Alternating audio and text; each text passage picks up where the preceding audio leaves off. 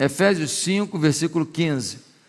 Portanto, tenham cuidado com a maneira como vocês vivem, e vivam como não tolos, mas como sábios, aproveitando bem o tempo, porque os dias são maus. Aproveitando bem o tempo, porque os dias são maus. Por esta razão não sejam insensatos, mas procurem compreender qual é a vontade do Senhor. E não se embriaguem com vinho, pois isso leva à devassidão, mas deixem-se encher pelo Espírito, falando entre vocês com salmos, hinos e cânticos espirituais, cantando e louvando com o coração ao Senhor, dando sempre graças por tudo a nosso Deus e Pai, em nome de nosso Senhor Jesus Cristo.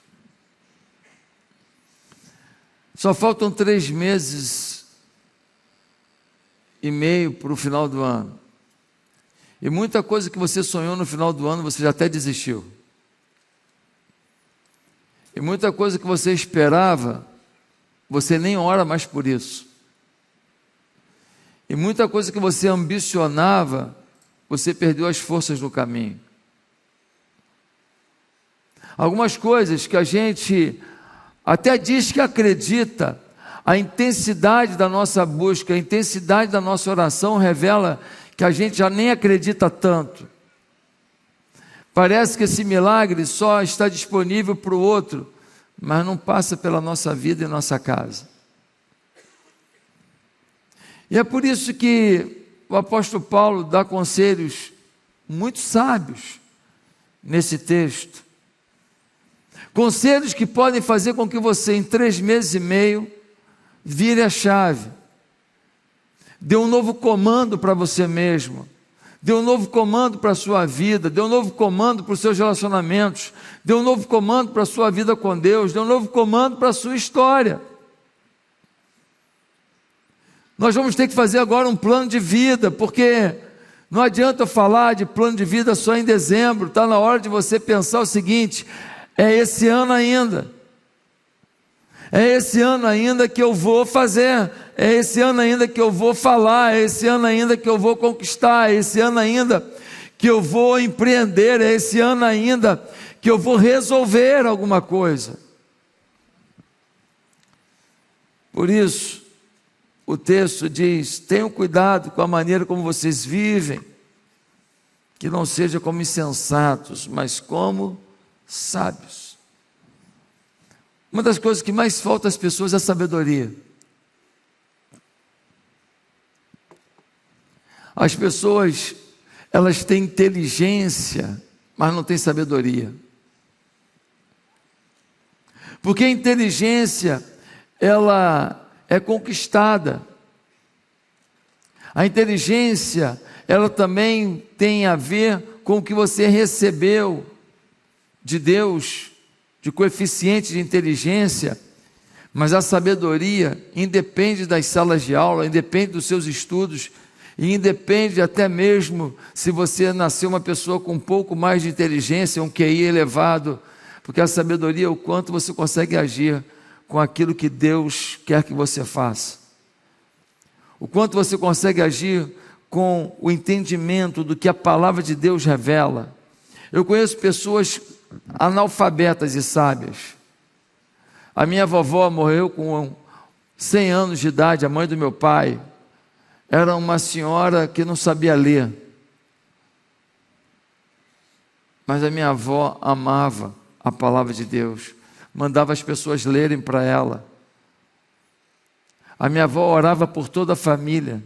Ela orava, pegava dos vários filhos, pegava um filho, o nome da esposa, depois ela orava pelos netos, bisnetos, tataranetos, e ela vinha orando nome por nome, na sequência, para não esquecer ninguém. Aí ela pulava de filho, e era o filho com a esposa, ou a filha com o esposo, e depois os netos e bisnetos, e se tivesse tataraneto, tataraneto, e ela orava por toda a família, um a um, e ela tinha uma palavra de sabedoria, e ela tinha uma generosidade impressionante. A gente chegava lá em Vitória, a gente duro é pouco. Eu ia no Fusquinha com a minha irmã lá atrás, dando pontapé um no outro, para ver quem se esticava mais no banco de trás. E a minha mãe com aquela sacola no meio das pernas aqui, com aquele café com leite, dentro da garrafa térmica, laranja já descascada, sanduíche. E a gente ia para Vitória, e a gente ficava num grande hotel, dentro da casa dos nossos familiares. E todas as férias eram na casa dos parentes, todas as férias. E eu ia daqui para Vitória, muitas vezes olhando, deitado ali naquele banco de trás do Fusquinha, olhando pela janela e vendo o formato das nuvens, e falando, olha, aquele ali parece um elefante. Quem já brincou disso? Não é legal? Oh, aquele ali parece um dragão, sim ou não? E às vezes a gente fazia um momento de culto dentro do carro, e a gente cantava hinos, dividia em vozes, e era maravilhoso,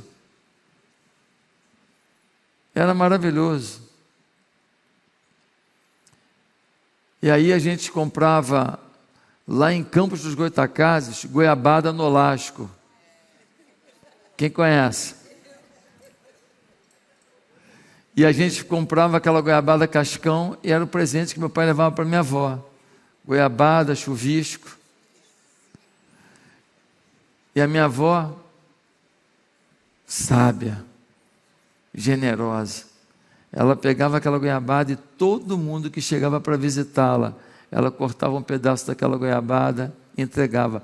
Josué trouxe para mim do Rio.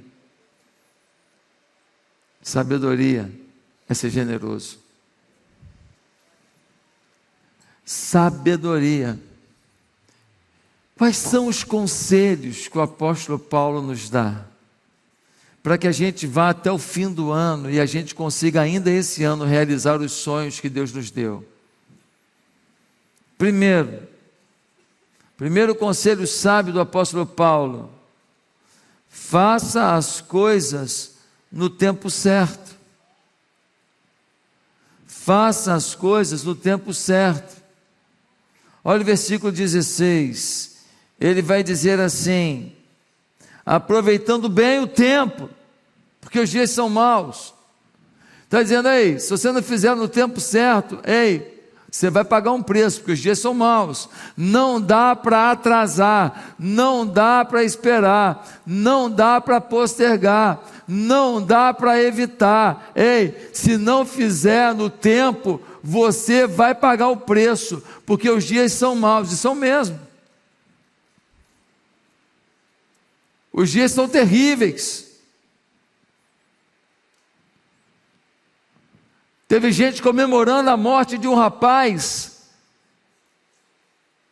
que tem pensamentos de família, de Deus.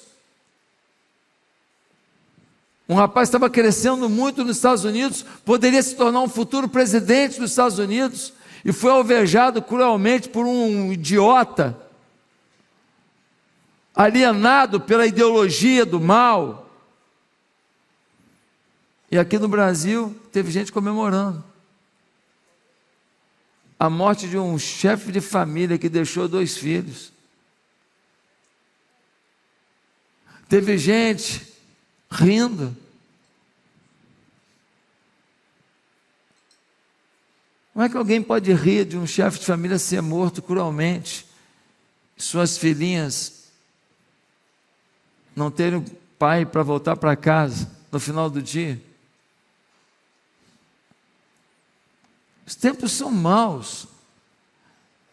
Pessoas rasgam as leis e ainda dão gargalhada, ainda fazem piada. Os tempos são maus. Aproveite ao máximo a oportunidade que você tem. Faça as coisas o quanto antes. Jovem, estudar é agora, não é para fazer pós-graduação em videogame. Não é para ser um alienado, seguindo os influenciadores Zé Ruela, e ficar o dia inteiro vendo o que ele está fazendo. Comi pipoca, dormi, fui no banheiro, arrotei, e fica um jovem acompanhando a vida de Zé Ruela. Ei, você tem uma vida para viver, para de viver a vida do influenciador, cabeção. Você tem um sucesso a empreender, Deus tem uma expectativa na tua vida, e você aí, acompanhando a vida o dia inteiro de um bando de gente que fala, quer ficar rico, arrasta para cima. Mentira. Tem que trabalhar, meu irmão, tem que sacrificar, tem que se esforçar. Meu Deus do céu, estou namorando, estou apaixonada, pastor. A gente fica 2 horas no telefone por dia. Idiota.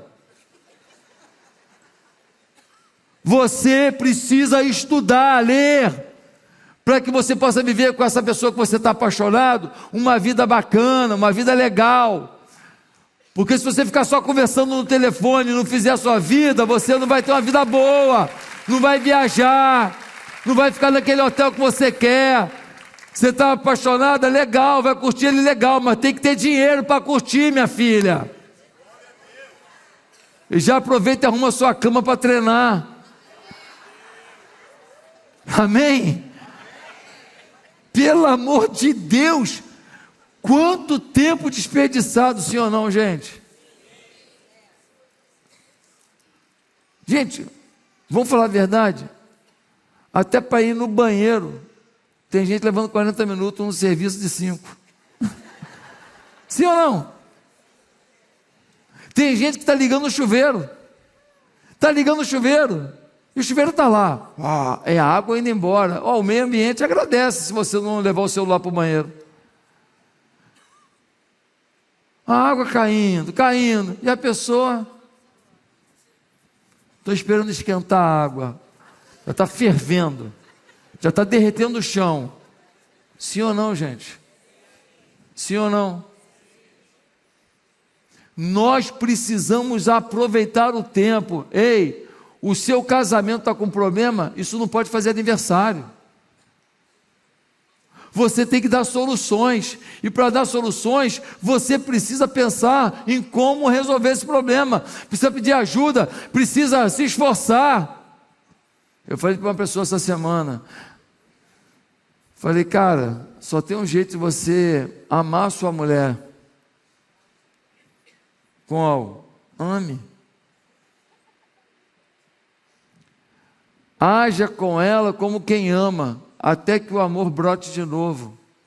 Porque se você agir com ela como quem vai meter o pé daqui a pouco, agir com ela como alguém que vai desistir daqui a pouco, você não vai conseguir se entregar a uma atitude de amor, e essa pessoa está percebendo que você não está conseguindo, então ela também se trava, e aí vocês não conseguem resgatar o que um dia os uniu. Nós precisamos aproveitar o tempo. O conselho do apóstolo Paulo é: aproveitando ao máximo cada oportunidade. Se não refletimos, tendemos a cometer 2 erros lamentáveis. O primeiro, a pressa. Segundo, a procrastinação. A pressa é o seguinte: então tem que resolver, então vou resolver de qualquer jeito. Eu não planejo, eu não penso, eu não analiso, eu não lido com os meus impulsos, eu não peço sabedoria a Deus, eu não preparo o ambiente para uma conversa difícil. A pressa é um problema, mas um outro problema é a procrastinação. Procrastinação nos faz desenvolver a arte de arrumar desculpas. Agora não, que eu estou cansado. Agora não, porque ainda não teve isso. Agora não, porque vou esperar virar o mês. E daí que vai virar um mês? Não, agora não. Não, ano que vem eu vejo. Hein? Já tem gente aqui falando isso, né? Não, ano que vem. Já desistiu esse ano. 3 meses e meio já jogou fora. Ano que vem, ano que vem. Que ano que vem o quê? É agora. É agora. Tem que ser agora. Você não pode procrastinar o que pode ser feito agora. Nos iludimos pensando que teremos tempo, que será fácil, que na hora que a gente quiser a gente resolve. Mentira. Já viu aquela pessoa que fala assim: eu paro de fumar a hora que eu quiser? Alguém já ouviu essa frase? Quanto tempo tu fuma? 20 anos. Mas tu para a hora que tu quiser. É a hora que eu quiser eu paro, é o que eu não quis ainda. Como é que é o nome disso? Desculpinha. Desculpinha. Isso não é realidade.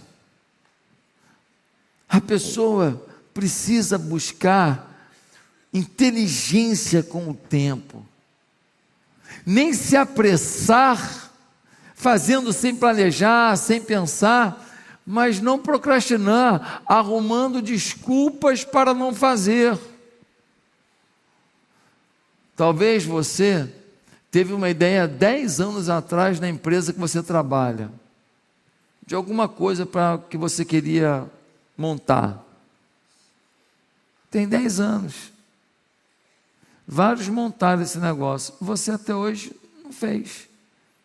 E reclama há 10 anos da empresa que você trabalha. Você acha inteligente isso? Ou você fala: eu trabalho numa empresa legal, estou bem. Ou você monta o seu negócio. Mas você ficar adiando e se frustrando não é sábio. Amém? É hora de agirmos. Ah, pastor, eu trabalho no ramo tal. Está difícil, está complicado. Tá, o que você pode fazer para mudar esse quadro? Com quem que você tem que falar para mudar esse negócio? Qual é a proposta que você tem que fazer para mudar essa situação?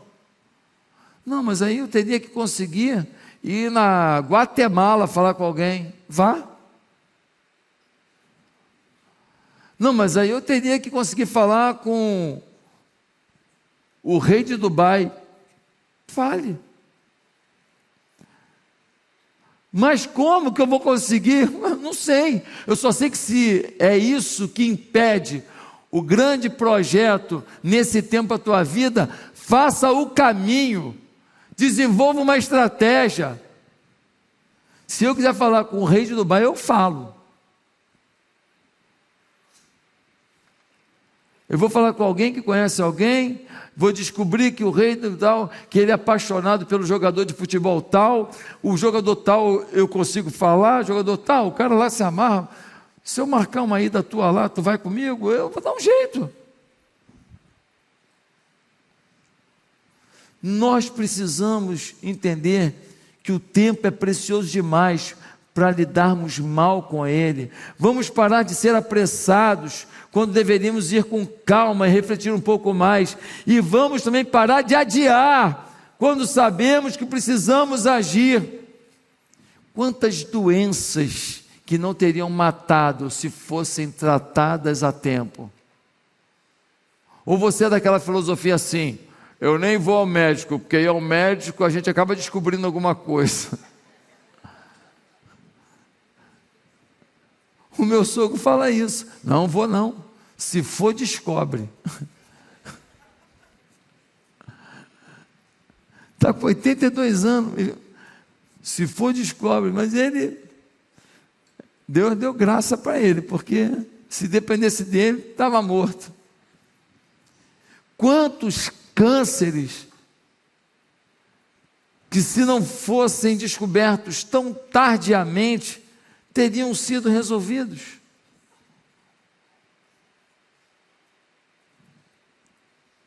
Quantos casamentos que, se tivesse procurado ajuda, orientação logo no início daquele problema sexual, problema financeiro, problema da forma de falar, de se comunicar, se fosse logo no começo, teria resolvido. Quantos problemas nas empresas que, se tivesse procurado uma mentoria, tivesse procurado um aconselhamento, tivesse procurado uma consultoria, tivesse procurado conversar com pessoas com maior bagagem, teria resolvido e a empresa não teria falido. O primeiro conselho do Paulo é: faça as coisas no tempo certo. Ei, está na hora de você entender que não é no tempo que a vida vai dar, você faz a hora.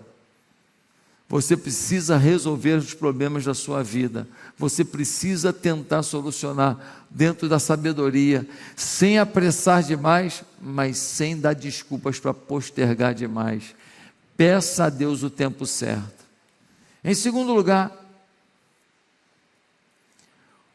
que conselho Paulo nos dá para a gente conseguir vencer as batalhas e a gente resolver a nossa vida até o final do ano? Entenda a vontade de Deus para a sua vida e se sacrifique por ela. Entenda a vontade de Deus. Se é a vontade de Deus vai ser mole. Não, se é a vontade de Deus, talvez você vai ter que ralar. Se é a vontade de Deus, talvez você vai ter que se esforçar. É a vontade de Deus, mas talvez você vai ter que chorar. Quem disse que porque é a vontade de Deus vai ser facinho, mole? Não! Olha o que diz a Bíblia no versículo 17. Vai dizer assim: por esta razão não sejam insensatos, mas procurem compreender qual é a vontade do Senhor. O que a Bíblia está dizendo é: ei, se você está vivendo a sua vontade, você está no caminho errado. Se você não está entendendo a vontade de Deus, você está nadando, não vai chegar na praia. Você pode chegar a algum lugar, você pode conquistar até alguma coisa que te dê um prazer momentâneo, mas a sua felicidade, o seu sucesso real, a bênção da sua vida, realmente está na vontade de Deus. Pastor, mas eu estou ganhando dinheiro. Pastor, eu estou viajando. Pastor, eu comprei bolsa. Pastor, eu comprei carro. Pastor, eu comprei apartamento. Pastor, eu estou não sei. Eu não estou dizendo que você não conquistou alguma coisa. Eu estou dizendo que a realização da sua vida está na vontade de Deus. Para de viver o teu sonho isolado. Para de viver a tua vontade isolada. Descubra o que Deus tem para você. Descubra o que Deus espera de você. Por que você tem uma loja? Por que você é um baita empresário? Por que você é manicure e passa pela casa dessas mulheradas toda aí da Barra? Por que você é pipoqueiro e os moleques todos da escola aqui da Barra, do Recreio, de Jacarepaguá, a molecada toda te conhece pelo nome e adora você? Porque você está onde está, você precisa compreender a vontade de Deus e se sacrificar por ela. Satanás tem virtude, gente? Satanás tem virtude? Eu vejo uma. Sabe qual é a virtude de Satanás? Ele sabe que ele será jogado no lago de fogo e enxofre, aprisionado. Ele sabe tudo que o Apocalipse fala sobre ele. Ele sabe que para ele não tem mais perdão. Ele sabe que ele vai viver a eternidade no sofrimento. Ele sabe, mas uma coisa também ele faz: ele não desiste de levar você junto. Pense em alguém perseverante, já sabe que perdeu o jogo, mas não desiste de estragar a tua vida, não desiste de detonar. Gente, eu estava ontem estudando um pouquinho de Apocalipse, Eu estava olhando, né, aquelas imagens do Apocalipse, né, aqueles monstros todos, aquelas caras todas e tal. E assim, a grande mensagem do Apocalipse é que uma ideologia tomaria o mundo. E essa ideologia faria com que quem não aderisse a ela fosse perseguido.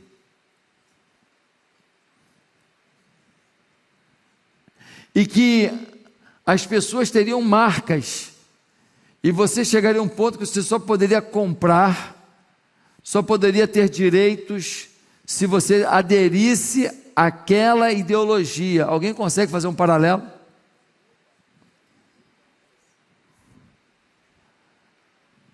O que nós estamos vivendo, essa cultura satânica de morte, que promove aborto, essa cultura de morte da família, está na Bíblia, no Apocalipse. O Apocalipse registra com clareza o tempo que a gente está vivendo. Um tempo em que, se você não concorda com a agenda do mal, perseguição, acusação. A nossa igreja já foi vítima de cada coisa. Por quê? Porque não concorda com o sistema, não concorda com as coisas erradas, não concorda com a sexualidade do mundo, não concorda com os princípios do mundo, não concorda com a morte dos inocentes, não concorda de votar em ladrão só porque é da ideologia minha ou do meu partido, não concorda com artistas que estão rindo agora da morte do rapaz lá nos Estados Unidos, estão aplaudindo ditadura no Brasil. Pelo amor de Deus, gente, comprados, vendidos por leis de incentivo. Eu não misturo as coisas, amigo. Se é do mal, não consumo nada, nem música, nem filme, nem nada. Eu boicoto geral. Se a marca faz propaganda para erotizar a criança, não entro lá, não compro. Irmão, não tem essa de vamos separar as coisas. Não, não separo, eu misturo tudo. Misturo tudo. Se é do mal, então vai ser do mal o tempo inteiro. Estou fora. Estou fora. O canal é do mal, não assiste. A revista do mal, não assiste. Está na hora de você entender que viver a vontade de Deus é o único caminho para a gente, porque Satanás não desiste de fazer com que você fique fora da vontade de Deus. E o Apocalipse declara que o tempo que a gente está vivendo não é por acaso, estava profetizado. E a marca do 666 vai ser o único caminho para comprar em pouco tempo. Depois a gente fala mais sobre isso. Morra pela vontade de Deus. Sacrifique pela vontade de Deus. Jesus morreu pela vontade de Deus. É melhor morrer pela vontade de Deus do que viver pela vontade de Satanás. Terceiro lugar, qual o conselho sábio do Paulo para a gente? Ao invés de carregar ressentimento, leve pessoas. Você tem duas coisas para carregar na caçamba da sua vida: ou ressentimento ou pessoas. Se você botar ressentimento, você não leva gente. Se você botar gente, é porque você jogou fora ressentimento. A caçamba só cabe uma das duas coisas. Quem entendeu? Olha o que diz o texto. O texto diz assim no versículo 19: falando entre vocês com salmos, hinos e cânticos espirituais, cantando e louvando com o coração ao Senhor. Versículo 21, sujeitem-se uns aos outros no temor de Cristo. O que o Paulo está dizendo? Aqui, ó, vocês têm que viver uma vida boa. Mas tem gente esquisita, Paulo, sabia. Mas tem gente que decepciona. Paulo sabia. Mas ele está dizendo, independente de como são as pessoas, viva essa vida. Uma vida de relacionamentos, uma vida de sujeição, uma vida de afeto, uma vida de carinho, uma vida de acreditar no outro. As pessoas são fundamentais em nossas vidas, apesar das mágoas que nos geram. Viver em função dos ressentimentos inibe a pessoa que nos magoou a oportunidade do arrependimento. Viver em função do ressentimento faz o ato do passado ser presente até no futuro. Quem entendeu essa? O ressentimento faz o ato do passado se perpetuar no presente até o futuro. A dor do ressentimento, ela vai com você para a sua vida toda, porque você está esperando alguém ser qualificado para perdoar, alguém te pedir perdão para você perdoar, alguém melhorar para você perdoar. Ei, perdoar e liberar o ressentimento não tem a ver com o outro, tem a ver com você. Não tem a ver com o que o outro melhorou ou não, tem a ver com o quanto você melhorou, apesar do que fizeram com você. Se você levar ressentimentos, você bota fora da sua vida pessoas que eram importantes. Quantos casamentos que acabaram por causa de um ressentimento que não teve o perdão? E quantos casamentos que se tornaram mais sólidos, mais fortes, depois de um ressentimento, mas que com amor, temor a Deus, houve perdão? É só olhar para a história. Eu estava vendo um vídeo, uma mãe falando do filho dela, um moleque estava um alcoólatra, um jovem alcoólatra, mas ele se converteu.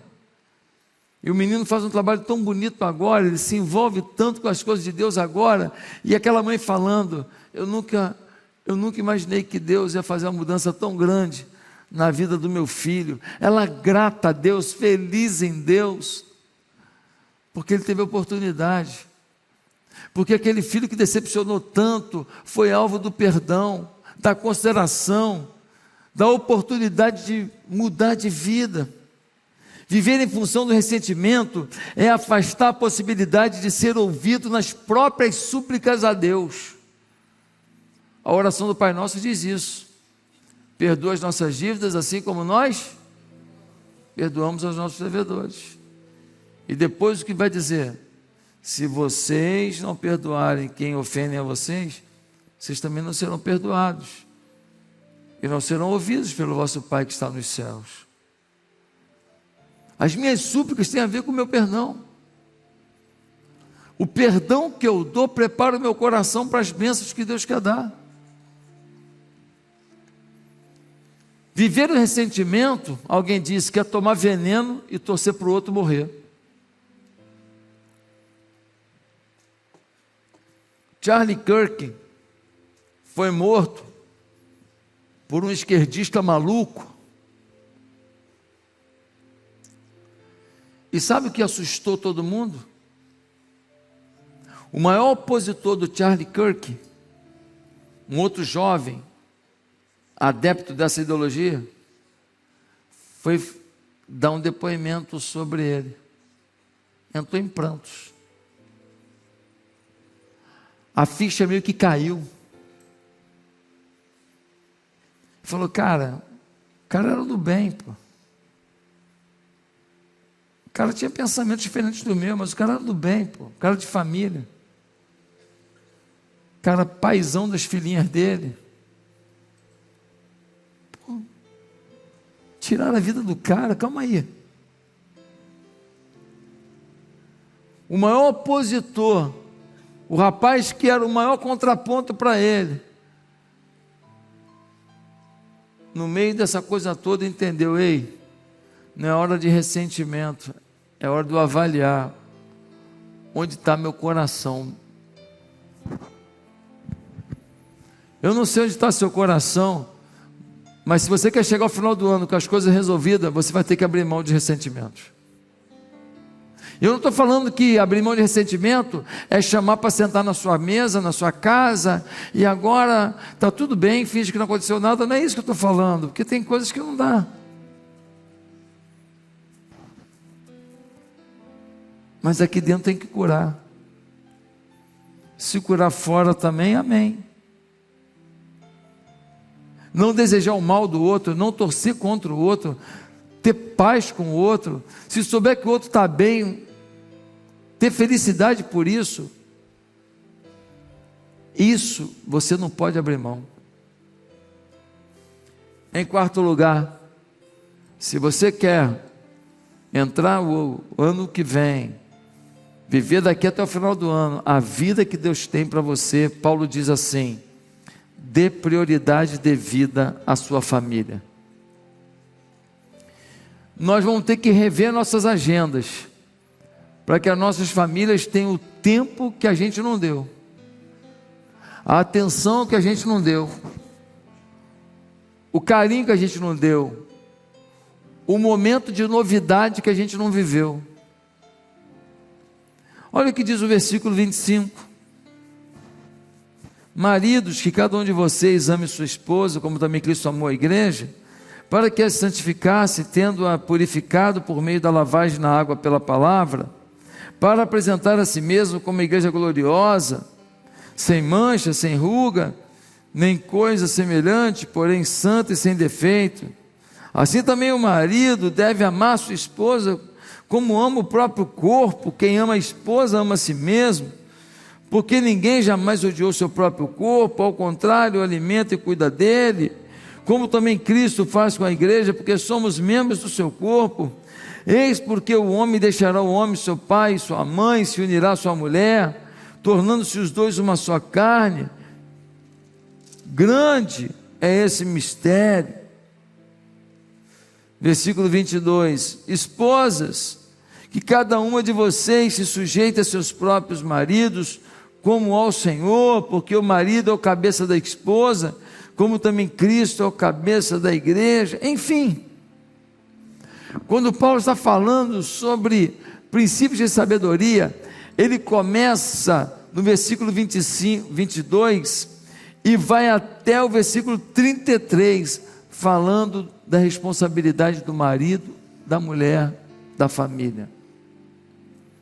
Paulo está dizendo, não dá para vencer isso sem a família.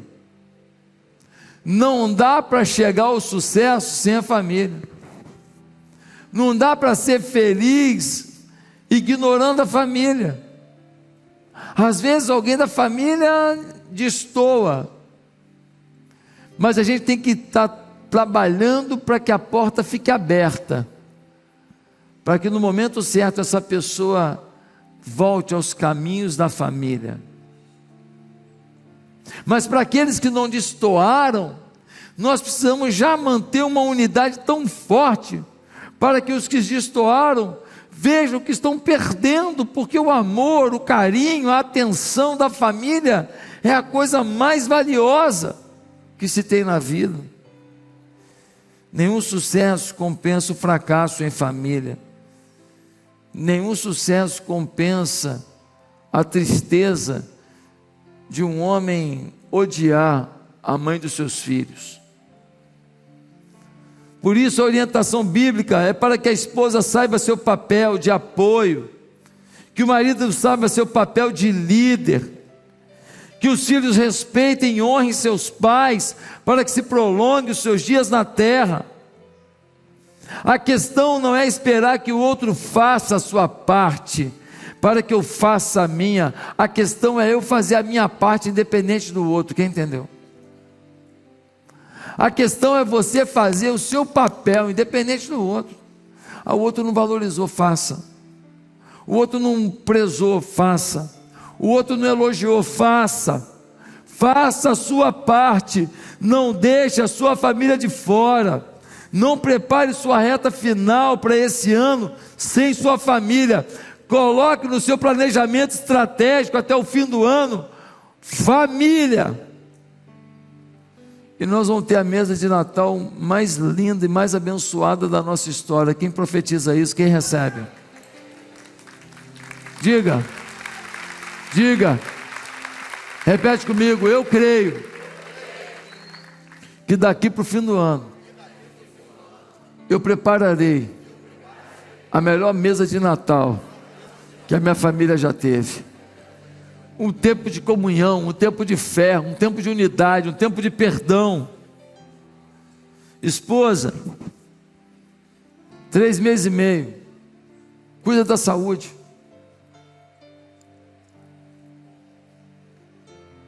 Cuida da saúde. Faz a caminhadinha. Seja o mais bonita que você puder. Trate da sua saúde. Gemer de dor não vai ser o melhor. Cuida de você. Marido, cuide do seu temperamento. Seja menos agressivo. Não deixe que as pressões que você está vivendo, que são muitas, tirem a sua tranquilidade para reagir. Nós homens, às vezes, estamos tão pressionados e às vezes as mulheres não entendem. Mas nós temos que fazer a nossa parte.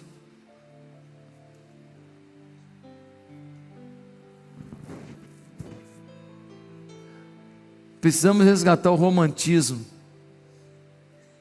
Precisamos resgatar aquilo de falar assim: quer isso? Ela diz: não, você faz assim mesmo. Tá bom, mas eu fiz aqui, se você quiser. Ela olha: tá bom, vou comer.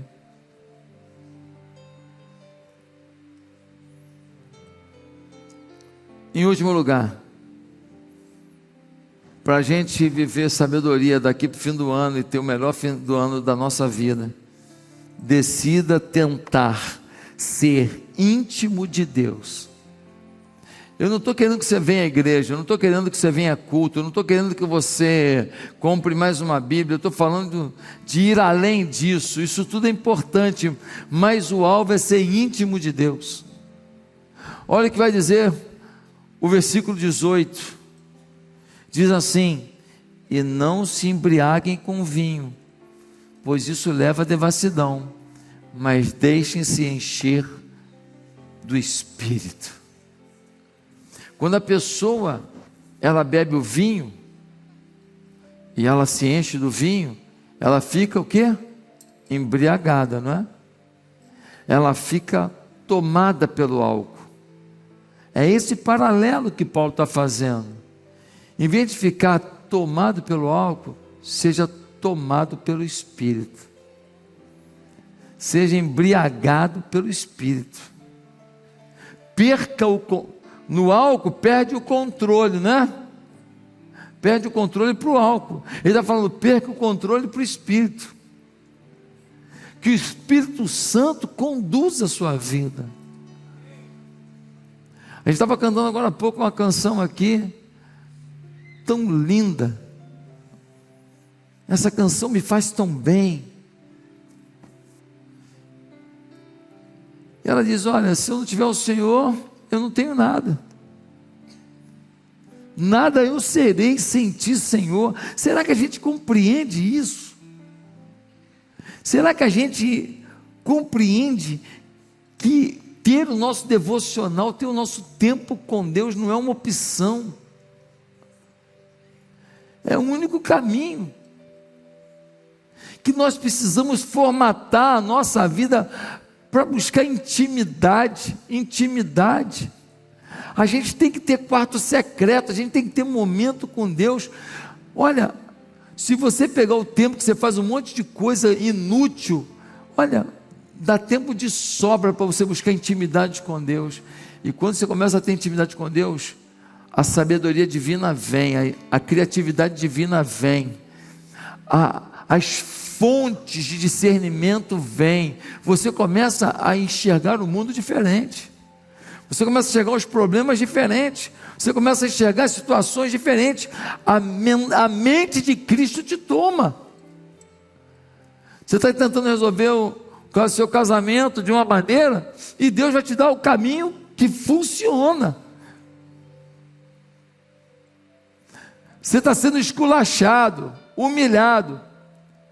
E Deus resgata a tua identidade para que você viva uma vida que vale a pena.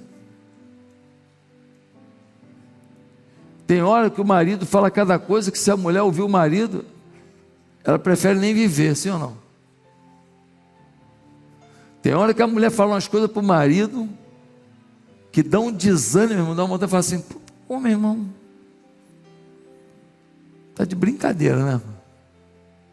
Sim ou não? Sim ou não? A mulher olhando para o lado para ver se o marido vai falar. Tem hora que a gente é tão ridículo, eu, Bianca, você, a gente é tão ridículo no nosso comportamento, na nossa fala, na boa, que assim, devia filmar, para ficar passando, assim, jogar na rede social, para a gente ficar envergonhado para o Brasil inteiro, para ver se a gente aprende. Sim ou não? Os íntimos de Deus terão a compreensão de Deus para agir naquilo que fazem. Você já é íntimo de Deus? Eu não estou perguntando se você vem ao culto, estou perguntando se você é íntimo de Deus. Ao longo dos meus 28 anos de vida pastoral, eu reparo claramente que algumas pessoas, em algum momento, a chave virou. Ele deixou de ser frequentador de igreja para ser avivado. Deixou de ser frequentador de igreja para ser cheio do Espírito. A gente vê a mudança, a pegada, a paixão pela igreja, o compromisso, a vontade de servir, a vontade de contribuir, a alegria de ver a igreja avançando. A gente vê, olha, virou a chave. É tão bonito isso, é tão lindo. Ei, já virou a tua chave? Já virou a tua chave?